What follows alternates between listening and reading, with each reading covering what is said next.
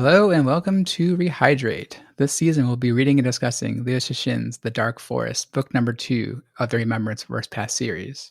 This is season 3, episode 6, The Snow Project, where we'll be discussing the last third of part 3 and the rest of the book. In season 1, we talked about the three-body problem, and the hosts have varying levels of knowledge of this book and the rest of the series. My name is Dan, and I have read the entire series. This is Tim, and I've only read up to this week's reading. This is Amin, and I've only read up to this week's reading. And I also, along with Dan and Talia, co-host the Rehydrate Spoiler Cast, where we get into much more detail about our current readings and also talk about what happens coming up. So if you have read the entire series or you do not care about spoilers like me, you should check that out as well. It's in the same feed. So I want to give a couple updates about the show itself. So, like I said, this is the last episode for The Dark Forest, but we will be continuing right after this on to the next book, which is Death's End. It'll be called Season 5, and that's only because, like I previously mentioned, we are currently in production of Season 4, which is called Unfathomable, which is the music-based podcast that we've been recording, and we're in the final stages of editing and putting together. So that should be out soon. I don't know if it'll be out before season 5 starts, but that's the discrepancy in the numbers. And next season, we're also going to be inviting some guest hosts to help us, talk through some of the major plot points of Death's End. And so that would be exciting. And finally, I've compiled the summaries for season 1 into a single episode that's available on the feed as a bonus episode to season 1. So if you'd like to catch up on what happened or remember what happened on season 1 for the three-body problem, you can listen to that. And I've also posted all the summaries online in text form if you want to look to those. I will be also doing that for season 3 of this book following this episode. And speaking of summaries, let's just jump right into the summary for the finale of The Dark Forest. So immediately following the Battle of Darkness, Luoji proclaims that he knew it all along and that he holds the key to human victory. While Beijing descends into chaos, he just travels a great distance away from the city and waits for the droplet to kill him in the middle of the desert. But his demise is not meant to be, as the droplet suddenly changes course and starts an electromagnetic wave towards the sun, effectively blocking humanity from using it to send any more messages into deep space, the way that Ye Wenjie did centuries ago, and how Luoji sent a spell. Upon returning to the city, Dasher and Luoji see another mob has grown, but this one has much different makeup. They are there in reverence of Luoji. His spell has worked, and the distant star 187J3X1 has been destroyed by a small object traveling at near light speed called a photoid.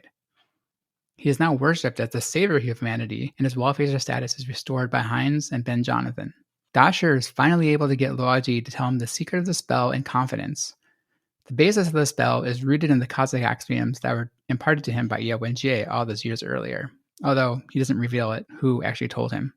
From the axioms, he extrapolated the theory of chains of suspicion, such that a civilization can be considered to be either benevolent or malicious. However, due to the nature of space and the inability to communicate over great distances, the true nature of a distant civilization cannot be determined. And even if it could, there's no way to determine if that civilization considers you to be benevolent or malicious. This, coupled with other principles of technological explosion, the fact that in the cosmic timescale, civilizations can make great progress in a very short time. The Battle of Darkness was just a microcosm of these axioms, and among the cosmic civilizations, like a hunter in the dark forest, if society makes itself known to another, it's simply safer for that civilization to fire upon them rather than making themselves known to the other hunters in the dark forest, or risk being found themselves. Luoji used the sun to broadcast the coordinates of a distant star to the universe, and, like he predicted, it was destroyed by another cosmic civilization not willing to take the chance, and decided that the destruction was a safer alternative. Unable to awaken his family from hibernation, and unable to send another spell since the droplet has blocked the sun, Luoji immerses himself in a relatively inconsequential project known as the Snow Project, which is to encircle the solar system in stellar bombs covered in oil from Neptune that will help detect the location of the 9 other droplets on their way to Earth. After 3 years working on the project, Luoji again falls out of favor with the public and once again is considered to be a fraud. Disheveled, he packs a shovel and heads to the cemetery where Ye Wenjie and Yang Dong are buried to dig his own grave. It is there where he has his final confrontation with the Trisolarians. Similar to Ray Diaz's threat, he has rigged a dead man switch to himself that when triggered will signal the bombs encircling the solar system to detonate in a very specific pattern that will broadcast the coordinates of Trisolarius to the universe. Realizing that Luigi's well-being is now critical to the survival of Trisolaris, a trio of Sophons unfold and negotiate with him. They agree to divert the droplets, Trisolaran fleet, lift the Sophon block, and help humanity build gravitational wave antennas. We end with Luigi and his family going to observe the gravitational antenna 5 years later, where he once again encounters an unfolded Sophon. This time, it's the Trisolaran pacifist who sent the warning to Ye Wenjie all those years ago, and Luigi concludes that he hopes that one day a brilliant sunlight will illuminate the dark forest.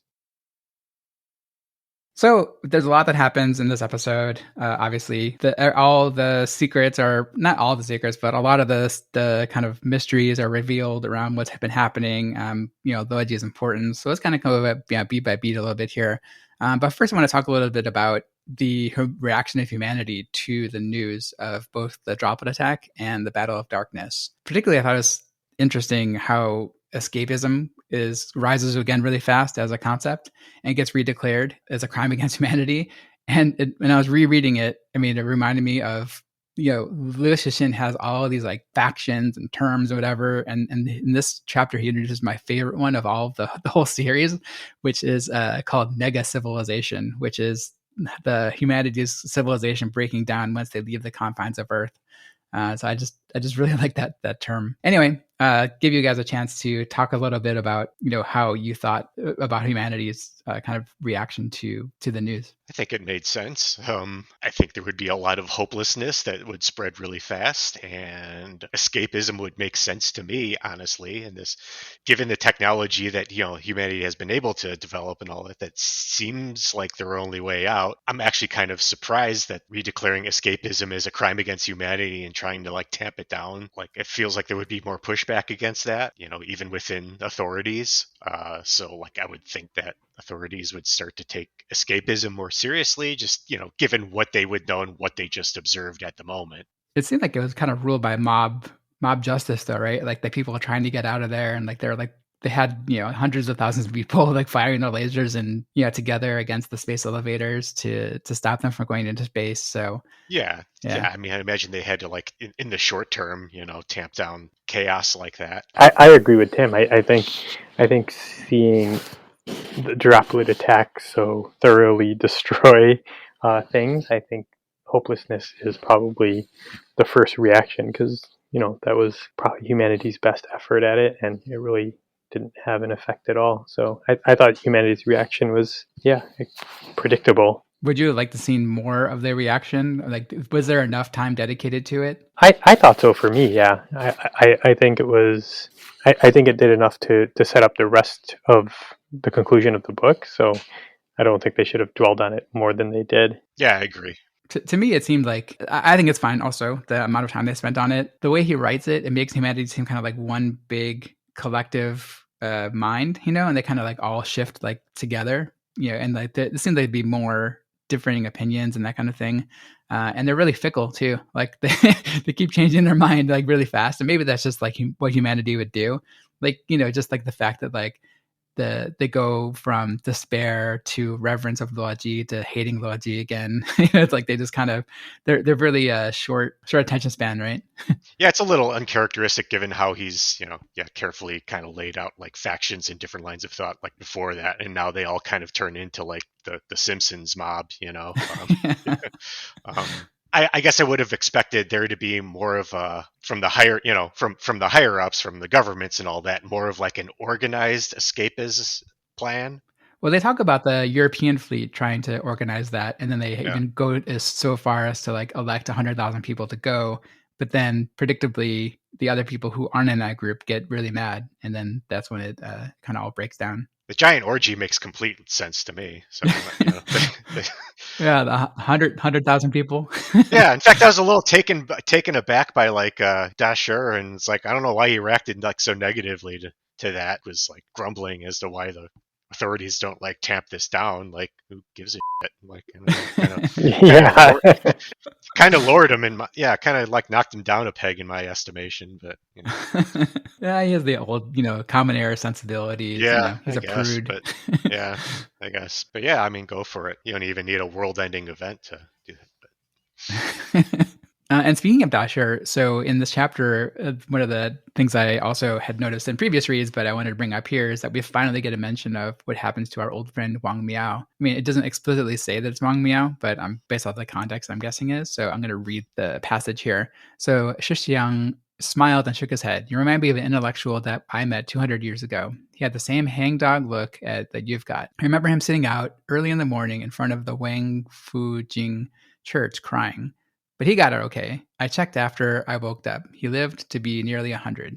So I'm guessing that's like after Wang Miao sees the universe flicker and, Dashira comes in and meets him.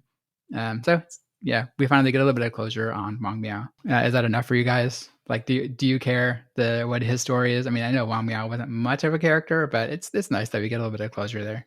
Yeah, no, that's seems appropriate, given that I didn't expect him to come back in any way.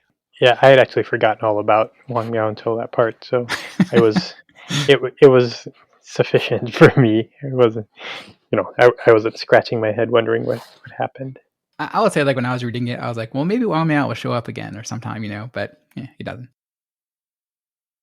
Let's just dive into the meat of of this episode and this chapter, which is Luoji's importance, the Dark Forest principle. One thing, going back and looking at it, he mentions a lot of concepts and a lot of axioms and that kind of thing. So really early in the chapter, or in the book, sorry, actually the prologue, when Luoji and Ye Wenjie are talking, she actually mentions the two.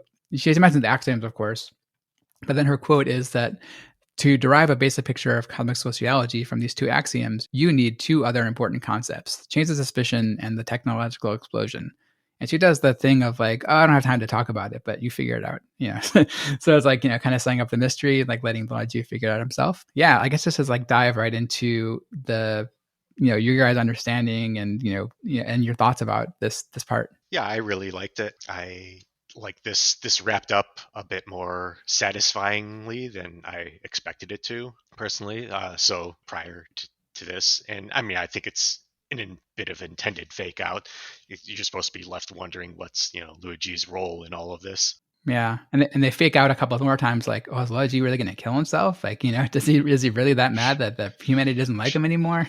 Sure. Yeah. I mean, he sort of made good, I think, on the whole, like, I don't know, wall facer conceit. At least in Luigi's case, it played out pretty well, at least as far as even the reader is concerned. He managed to fake you out a little bit with it, which is kind of, I suppose, the intent of the whole wall facer. His character played a good wall facer, even from the reader's perspective, I say, throughout this. Yeah. I mean, obviously, it's set up so much that you just kind of textual expectations of how the story is going to go, that the spell is going to come back in some way, or prove to be important in some way, and Luigi is going to be proved to be important in some way, because that's obviously what he's the main character of the book. But I didn't know what it was going to be until he explained the spell and the whole purpose for it, which was to basically on a more cosmic scale, like throw out like a decoy to see if a sniper shoots it or something, like Right.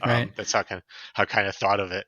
Yeah, I think you had mentioned, like, in an earlier episode, that when he's actually like determining which star to send the spell to, like, why doesn't he just do it closer? And he also was like saying, like, the star's too close. I need to go further away. I need to be 50 light years away or so. The reason is because he knows, or he assumes, that that star is going to be destroyed, and he's proven right. Just for listeners, I'm going to read the passage that talks a little about the spell and what it actually is. So, using the sun, I transmitted 3 images of the cosmos.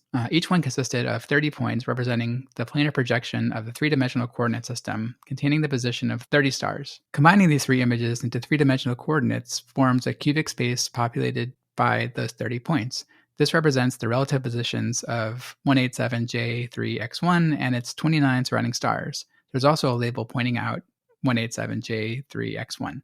Yeah, he comes up with a system to broadcast the coordinates and the relative position relative to the other stars around it to the into the ether. He just pushes it out there, and then he mentions later on, like, well, if 1 million people find this, like, maybe 900,000 won't care about it, or and maybe like 10,000 will look at it and see it's not a problem, but there's going to be 1 or 2 out there who just like don't even bother taking a look at it and just destroy it just to be safe. So I mean, obviously I knew this was going to happen, but I like the way it was done. And the question I had was, so I know we'll get to the conclusion of this as well with the dead man switch, but did the Trisolarians know? The Trisolarians knew that he did all of this, right? Like it wasn't hidden from them at all that he had transmitted these coordinates. So they knew that he wasn't bluffing at the end, right? Yeah, they knew he transmitted the coordinates of the other one, Yeah. the other star. They didn't realize what he was doing. They thought he was just like wasting his time and trying to find something to do in the 3 years, since they said, well, we're blocking him from transmitting the coordinates of the sun, Mm-hmm. and there's nothing else he can do. So he's just like pouring himself into this thing so he can get his family woken up. Yeah.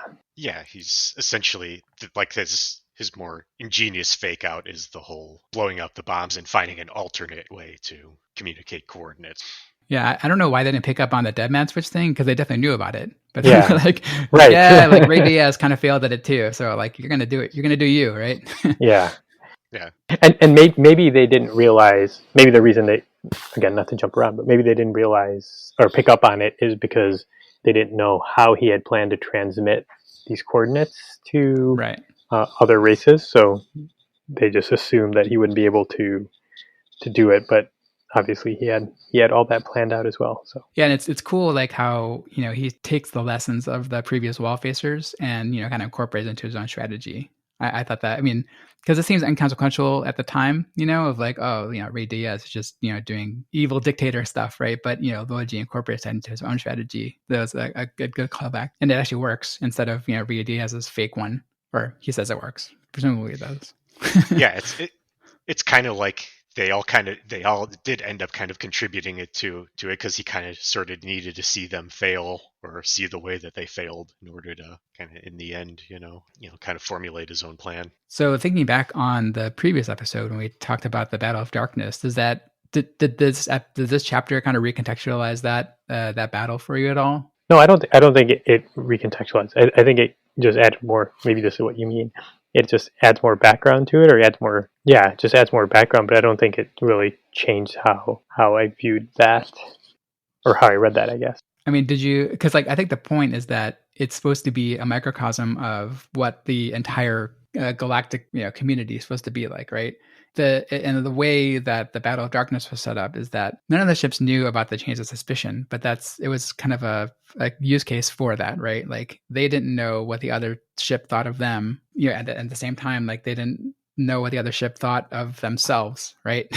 So it's like a never-ending chain, and that's what Luigi was kind of testing, and then that's why he says, "Oh, I knew it all along." Like as soon as he heard about it, because this chain of suspicion was working, and then because of that, they ended up just firing to be safe because they didn't know, what they know about them, right? Yeah, I mean, they were facing a bit more of a sort of immediate crisis in that they knew exactly what their resources were versus their population, and they knew that like they wouldn't be able to survive on their collective resources relative to their population. And I mean, I suppose that is a microcosm of the the cosmic sociology axiom, in that there's life can kind of be unlimited, but there's a limit, a finite amount of universe.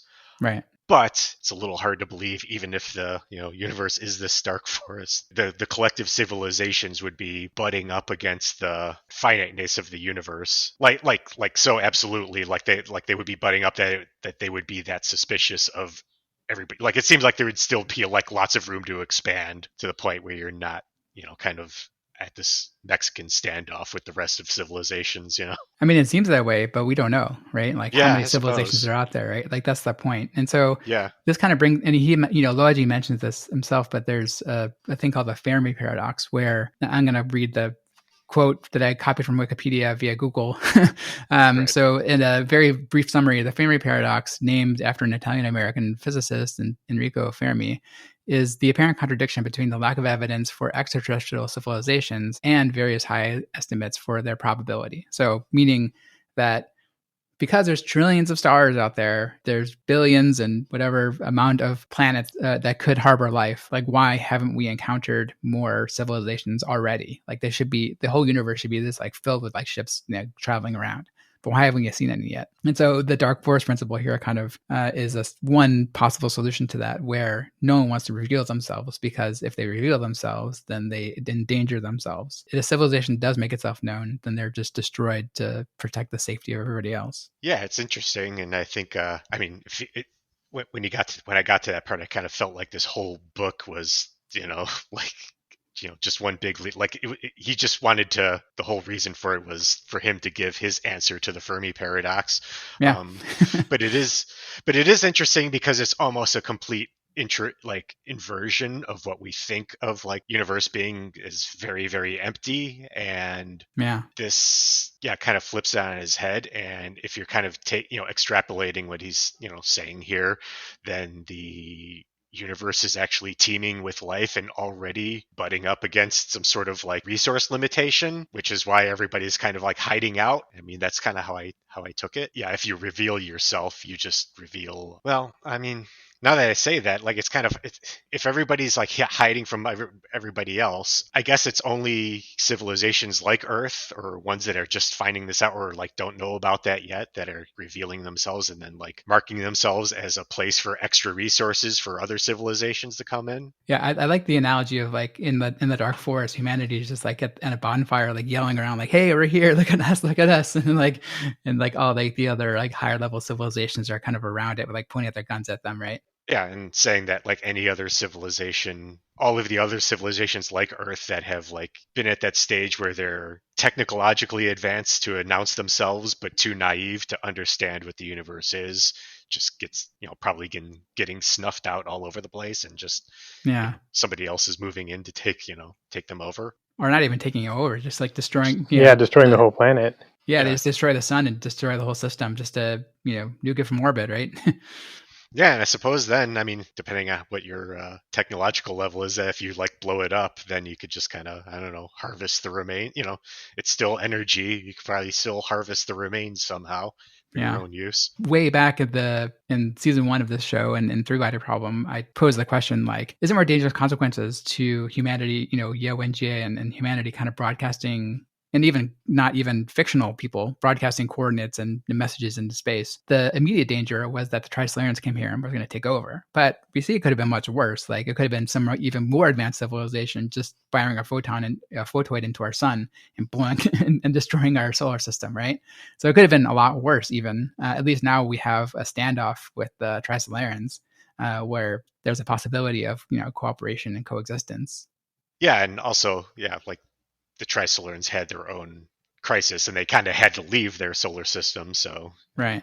So yeah, maybe we lucked out in that sense, that they just, because they're butting up against their own pressures, that obviously they have like much superior technology to us, but they're also under pressure that causes them to make mistakes. Like they said that we failed in our strategy. I kind of like the interactions they has at the end, that even though we're kind of, prior to this, we're back believing that the Trisolarans are like this unstoppable force. It's kind of, they still have their flaws and their weaknesses. Right. Yeah. Like they don't understand deception, and that was like their primary downfall there, right? Like they just didn't understand like that Luoji wouldn't be able to, wasn't doing the Wallfacer project eventually worked, right? Like him having the secret plan that he's not revealing to anybody, like it eventually worked, or got to the point where they at least have a standoff.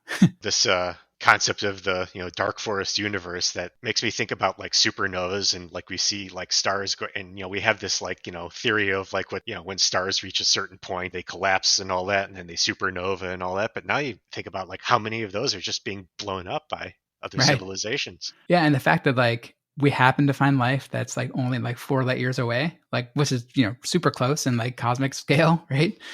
So like that just lends itself to the fact that like, yeah, there's probably billions and trillions of civilizations out there that they're just like a little bit further away, if our closest star already has life. Right, and that's because it's the opposite of what we think.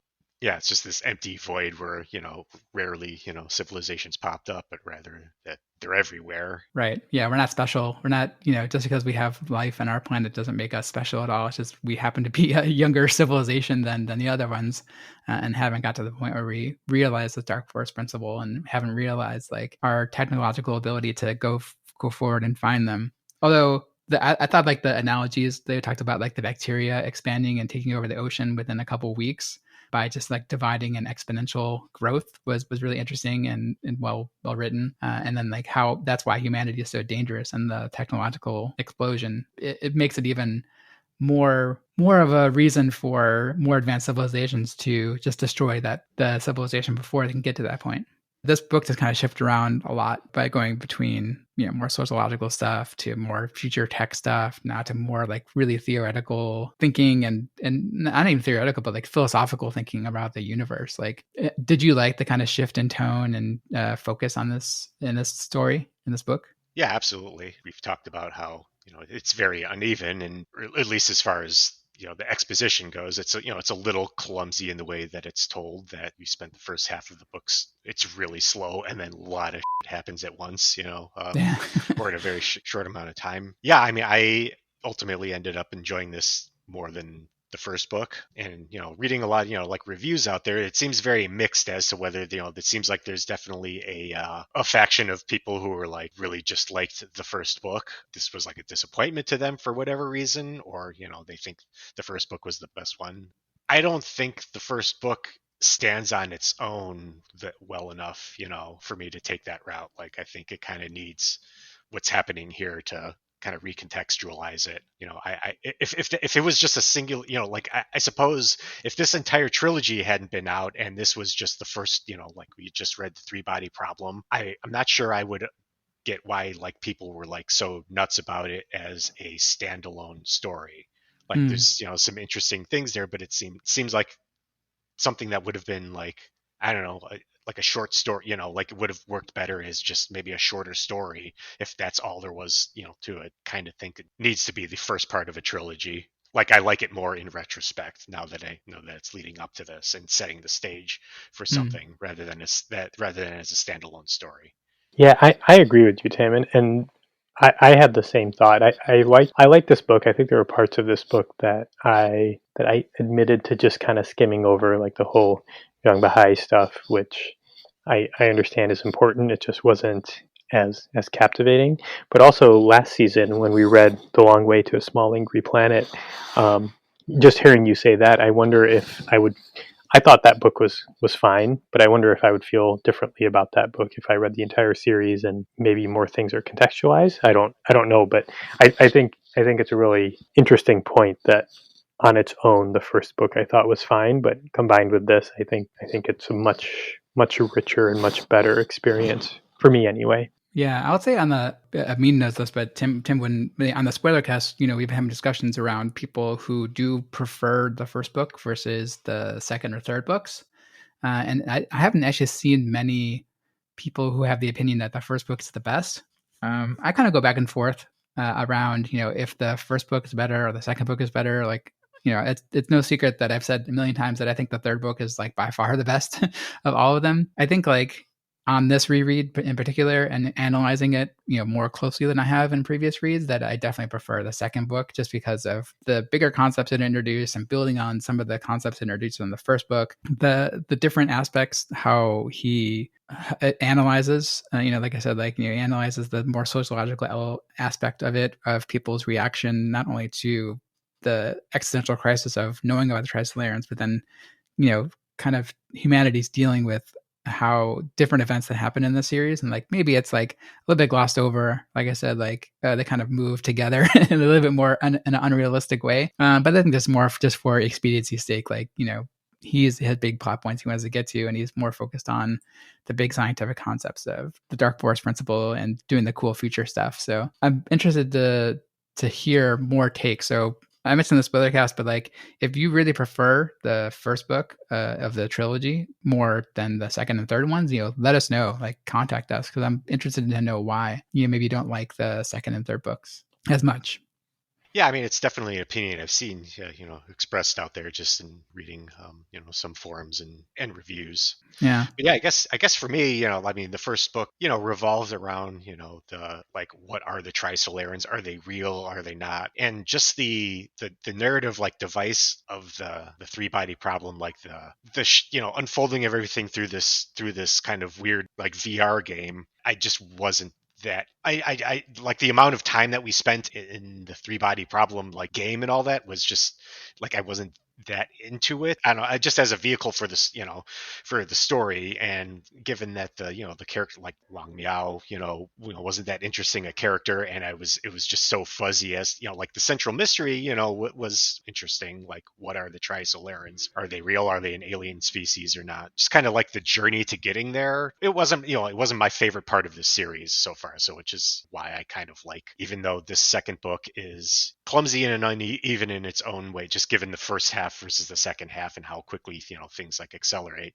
But Yeah. like the overall like plot here more interesting to me, or at least dealing with more interesting kind of sci-fi concepts, like I mean, and giving an explanation for the Fermi paradox is about one of the bigger, more interesting things you can do in sci-fi. And I mean, this is by far, like, this isn't the only like sci-fi novel to do that or anything, like explore these concepts. Yeah, I think this is just more gratifying overall, as a sci-fi story, and the sci-fi questions, and that it's posing and providing answers to, or trying to provide answers to. So Tim, I already know Dan's answer to this, and I'll give you my answer as well.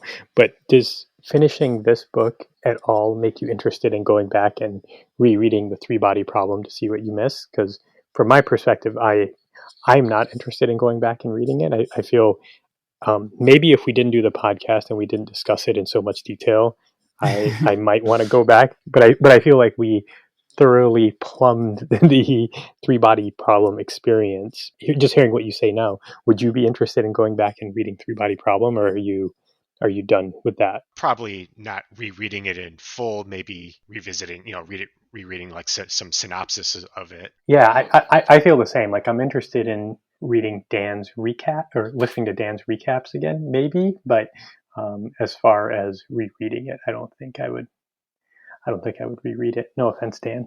Oh, that's all right. I would say that it's probably more gratifying to reread the second book after you read the third book. I think there's more stuff to kind of dig into, and there's more kind of through lines between those two books than there are the first book.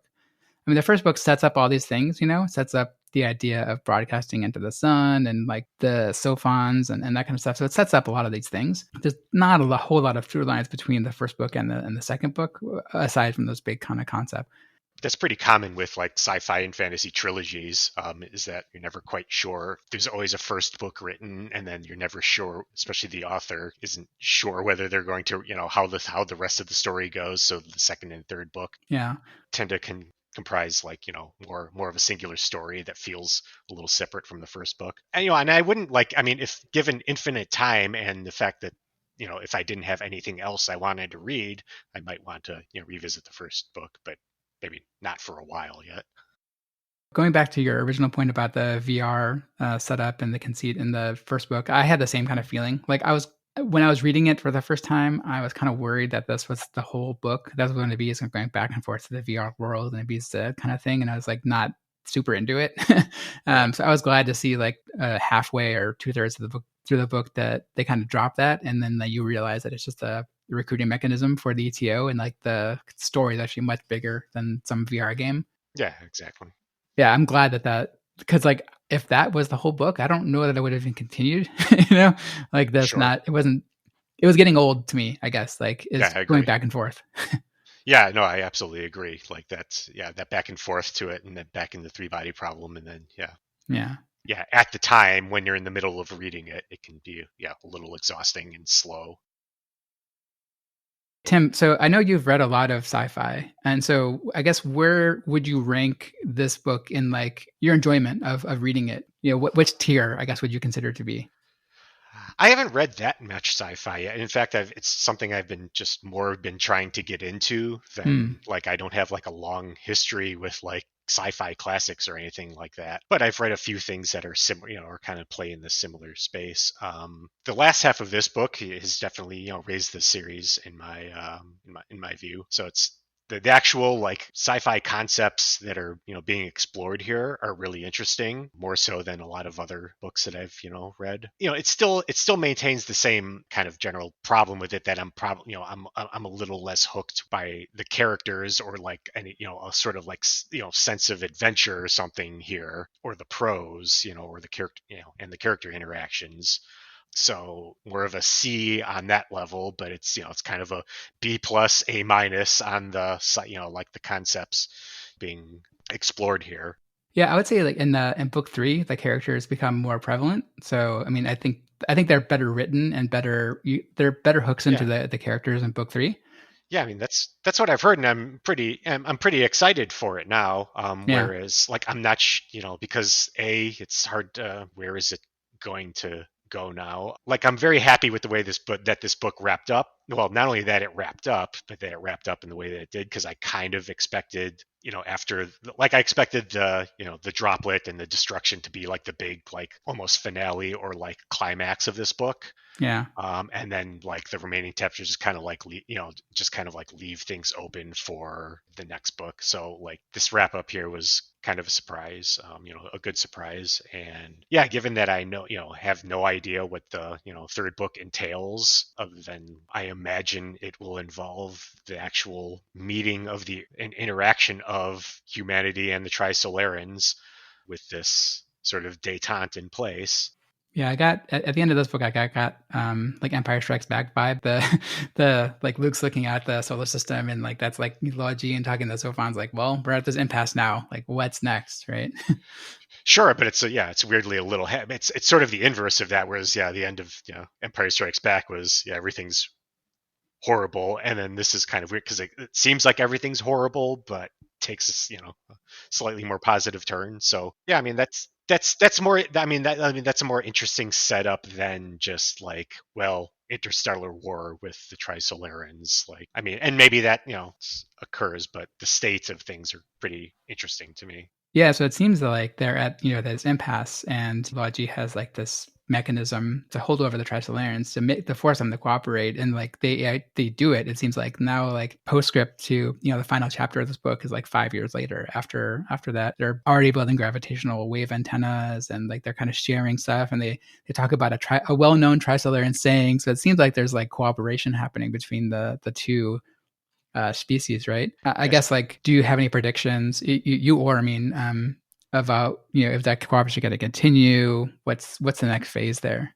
Yeah, I don't know. So, and so that's kind of a good thing to me, is that's kind of unpredictable. Like I'm not sure where the story is going to go, and I'm interested to find out. I hope we finally get to see a Solarian and what the hell they look like, or and another part of this too, like I imagine this will have to take another like leap into the future. Curious to see what that looks like, and I also imagine it will be another set of characters, because now I kind of expect. Well, I don't know if Dashur will somehow be in the third book. Now these kind of establish this pattern of kind of mostly self-contained characters, with a minimal amount of like kind of like handoff from one book to the next. Yeah, I guess given how positively both you and other reviews and impressions on the internet that I've read of the third book, I'm interested to see where it goes, and what other, like, I guess what the central conflict will be, given that it's sort of been not settled, because again they have to meet and see what happens from there on. But does it involve other alien civilizations, I suppose? So, I mean, I know you're kind of spoiled on some stuff. I'm actually interested to know, like, what you think or what you'd want to see next out of the current state of Earth and Trisolaris relations. So I know some of the stuff is spoiled and some of it's not. So I'm not sure exactly how much of this is speculation and how much of this is actual fact. So maybe a spoiler warning here. So one of the things I liked about this book was the way that it shifted time. It jumped forward a lot, and my understanding is that the third book does that as well. So I'm interested in that part of it, and seeing the world building in these different eras that come up. Hmm. And then also, I imagine, and I don't. This is something I don't know, as I don't know if this happens or not. But I'm also interested in seeing, like Tim is saying, whether or not other alien civilizations become involved, and what that means for the Trisolarans and the human partnership, or not. So I would assume there's something else out in space that the Trisolarans and Earth have to deal with, and I don't know exactly what it is, but I'm interested in that. And another prediction, I suppose, that I have for the next book, given how this book dealt conceptually so much with like humanity's reaction to impending alien threats, like it delved into like the psychology of humanity a lot. I kind of think that the theme for the next book will be how two different alien civilizations might interact and might mingle and might like actually share cultural and technological exchange. Like I imagine that will have been on like the author's mind for the next book, and we'll probably go into that a lot. And I don't know if this will happen or not, but I also think it would be interesting to see the perspective. I'm sure you guys have heard this, but after World War II, there were some Japanese soldiers who were on some islands, and they hadn't heard that the war was concluded, so they continued to think that the war was going on. Last episode, Dan read off a list of about 800 different ships, and so I'm wondering if some of those ships are in some type of stasis, or everyone is hibernating and they don't know that what the new state looks like. I'm sure there's going to be some people who have a negative point of view of this collaboration. And again, going off of what Tim said around the societal impacts, will there be, the people who don't trust this partnership and don't want to cooperate and collaborate despite whatever other threats there might be out there. So I think that would be interesting as well. Right. Will there be humans that like it up for both? Yes, exactly. Another Ye who tries to get both the Trisolarans and the humans killed. I don't want to say anything. I'll just say like there's varying perspectives on the story, and like I said, I think in the next book the characters are more centralized and more fleshed out than maybe some of the other books. Like where Wang Miao is more of a neutral observer. There wasn't like strong characters to kind of tie into, where I think that their book does have strong characters to tie into with different points of view of how to kind of move forward. That's good. Yeah. So I'll say like all of the strong points of this book are expanded on in the third book, and that's why I like it so much. Like the scope of the character interaction is expanded, the scope of the science is expanded, the story is expanded. Like everything about it is just like, it's just like 10x this book, right? So like that's why I like it the most, and then hopefully you guys will too. But there are controversies to it, so. Yeah, I mean, it seems a lot to bite off, given how the scope of this one, how quickly it expands, and right. I guess a couple of questions I have, just spoilery questions is, we've had two different like translators for these books, and I know it's back to the translator for the first book, and I've read some, and I've read some criticism, I've read some criticisms of both that like some people seem to like this book, or at least the translation of this book, a bit more, and I mean, I'm hard pressed to like point out specifics as to like how the first compared to the second. I just liked the second book a bit more, so I don't know if like my impression of it being a better translate is just sort of like coming along as a writer on that, or whether there was like a big difference there. Yeah, like I think in the first, the Ken Liu who did the first and third book, I think his writing style is more artful, I guess is the best way to describe it, where Joel Martinson, who did this book, is more matter of fact, and it's like more cold and like less flowy prose and that kind of stuff. So I think like you'll see of a return to that kind of style where the prose is more beautiful, I guess. I wouldn't say it's beautiful. It's hard to say, right? It's like I don't think Liu Cixin has ever been like, like really arty in his, in his descriptions. Like it's very scientific, but there's more warmth to it, I guess, in the first and third books. I agree with you that I think the story for the second book is better. I've always wished I could read it in Chinese to kind of make a better comparison, like a more direct comparison, because like there's no translation layer in between. Given the fact that I don't read Chinese, like this is the best we have. And anyway, I think like you will notice a difference in style between the second and third books. I think, or I did, in that it's just a little bit more warm in his descriptions and a bit more personal, I guess, rather than the second book was a little more cold and calculating. Yeah, and I agree with Tim. I thought this one, and I can't put my finger on why, but I thought this was more enjoyable to read, and it could have just been story was better, or the translation, or some combination thereof. And maybe Joel Martinson was just the right translator for this book, and it could be.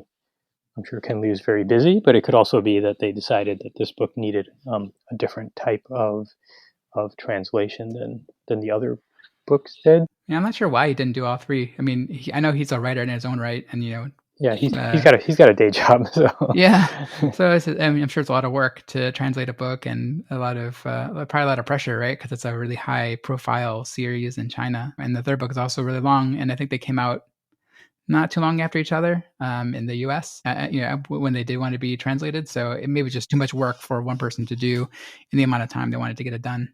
The last thing I wanted to bring up was we started this whole podcast with this premise about the Three Body Problem is going to be a Netflix series, and we used to have a regular section called how they're going to translate this to the screen. But having finished this book, I think this book in some ways is going to be much easier to translate to the screen than the first book. And then I think in other ways, especially in a lot of the conceptual ways, I think it's going to be much harder. And I was just wondering if you, Tim and Dan, if you guys had a perspective on either parts of this that you think would translate really well, or things that they might have to change majorly to make it fit for the series. I think it's going to be a lot more difficult, personally, to translate the second book than it would be the first book. The first book seems to be pretty filmable. There's not a lot of internal monologue. They can kind of visualize a lot of the different elements of Wang Miao going into the three-body world and seeing the pyramids and the suns kind of go around each other, showing the ship getting sliced, that kind of stuff. Like the Sophon's going to be difficult to explain in a way, but they can do it. It's not impossible.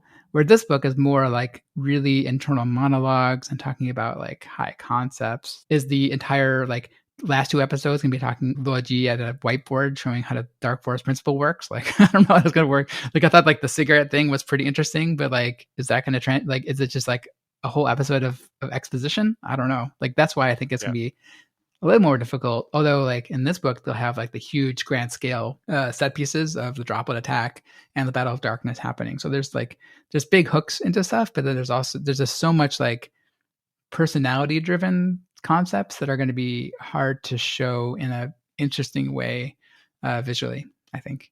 Well, yeah, that and the imbalance between the first and second half of the book. I think the first book kind of continues along at least a steady pace, or a similar pace, whereas I can see this the first half of this season, and there's no way to mix it up. It's not because there's this hard cut to the future and all that. It's not like you can take elements from the back half and kind of mix it up in a way to even the pace out. It's just going to be people are going to be God, the first half of this season is so boring, and then the second half is so awesome type thing. Yeah, it's going to be kind of hard to pace that out episode by episode. And again, it will have big payoff. They'll blow their CG budget on all the stuff that happens in the second half. And right, yeah, I wonder if they'll actually just save that for the end of the season, kind of shift the order, where Luoji realizes the Dark Force principle, and then they go, oh, let's have this big battle, right? Even though it doesn't make sense, but yeah, they could kind of shift things around, yeah, when we're in that time, in that portion, but it's not they can there's not a whole lot they could do with the first half of it. Yeah, I mean, I'm sure they can and will mess around with the time ordering of things and introduce new characters or new events or cut out events. There's even some events in the third book that I have opinions on how they're going to do it. So yeah, I think there's a lot of opportunity. I don't think that what they're going to do is do a shot by shot remake of the book to the show, no, the same way they did with Game of Thrones in the first two or three seasons. It was more or less shot for shot, right? It kind of happens in the order that happens in the books. Right. I don't think they're going to do that here. Yeah, I mean, they could definitely take liberties with characters as well. Obviously, there's I've read a lot of criticism of the treatment of women in this, and there's a lack of female characters and all that. So I would not be surprised if we see a lot of gender swapped characters. With Luigi and his wife, and how they come to meet. It's right. I imagine there will be some changes to that story. If they kind of keep, if they keep that general like frame outline of the relationship, they'll have to like write up her character and have them maybe come together in a more naturalistic way, maybe. Yeah, that's one change I do hope they make. I don't want to see the series change that much, but I do want to see his wife have a little bit more agency and a little bit more importance than just being a continual prop for Luoji to do something, right? Sure. Yeah. I mean, the whole part of him, in his early days as a wall facer, just kind of just taking advantage of it to be this like bored playboy. That it's not going to make him a very like sympathetic character in a lot of ways, especially at the, beginning. And Yeah. yeah, there's no real need for that. There's no real need to maybe have a more elegant, contrived relationship. Okay. Well, any final thoughts or things you guys want to bring up? Well, you know what? I guess the very final part here, it does end on a little bit of a hokey note, and that reminded me of like the Fifth Element, and that the Fifth Element was love. So maybe love will be the thing that finally breaks the universe of being a dark forest. So Did you like the fact that the final Sophon that he talks to is the pacifist? I thought that was a pretty cool callback. yeah, I thought it was it was neat, but yeah, it's again a little hokey. Yeah. Although like they did, I thought it was cool how they talked about like, well, humanity isn't the only civilization that has love. Like Tricelaners used to have it, but like we are now just more focused on survival, so we kind of eliminated it as a concept. But it's still I'm there. I'm glad he's dropping. Yeah, I mean, like adding some nuance to other to the Trisolarans.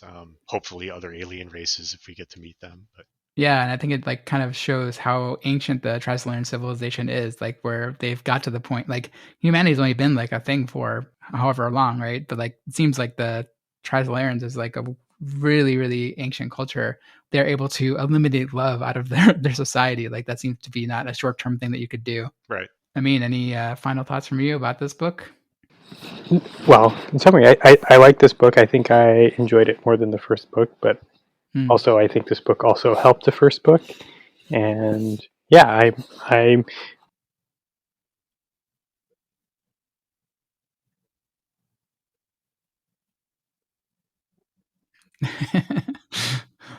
So I know I asked Tim this too. I mean, and you and I haven't read a lot of sci-fi, but like, where would you place this book in your kind of tiered rating system? I don't know.